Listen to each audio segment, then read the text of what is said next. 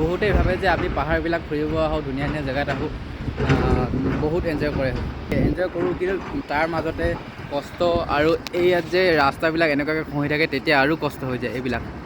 আমি মানে দং ভেলীৰ পৰা ঘূৰি গৈ আছিলোঁ, হঠাতে মানে ৰাস্তাত এইখিনি খহি দিলে। আমি ওলাই আহিছিলোঁ তাৰ পৰা 10টা বজাত, এইখিনি খহিছিলে 8:30মান বজাত।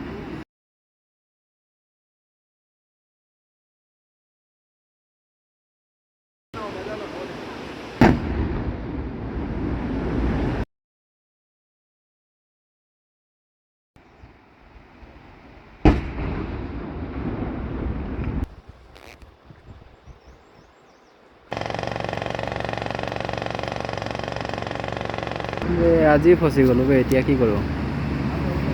এতিয়া বোলে আৰু ওপৰৰ পাহাৰ খহি আহিছে। আগত কাম চলি আছে আৰু এইবিলাক গাড়ী পূৰা ফচি আছে।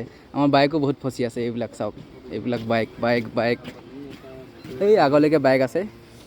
আজি এনেকৈ আৰু বাইকখন ইয়াতে থৈ দিলোঁ আৰু এতিয়া ইয়াতে ইহঁতে খানা বনাই আছে, তাৰপিছত ইয়াতে শুই দিম।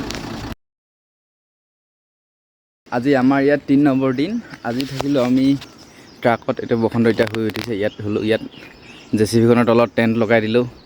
এইবিলাক অসমৰে হয়, এইখিনিও অসমৰে হয়, আমাৰ লগতে আহিলে আৰু পূৰা গাড়ী লাইন লাগি আছে আৰু বহুত বাইক পিছফালে গুচি গ'ল।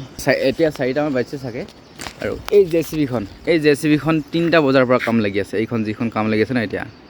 আজি আশা এটা আছে, এইখিনি ইয়াৰ পৰা আছিলে, ইয়াৰ পৰা ষ্টাৰ্টিং আছিলে একদম সৌ পোষ্টকেইটালৈকে, ইলেক্ট্ৰিক পোষ্ট আছে ন, সেইয়ালৈকে আছিলে। ৰাস্তাটো মুকলি হৈ গৈছে দেই, অকল এই অকণমান হেৰিগুটি আঁতৰৰ পৰা আছিলে, কিন্তু এতিয়া আকৌ এইখিনি খহোঁ বুলি কৈছে বোলে। এইখিনি খহিলেতো আমি ফচি গ'লোঁ আৰু এসপ্তাহমান। আৰু খহিছে।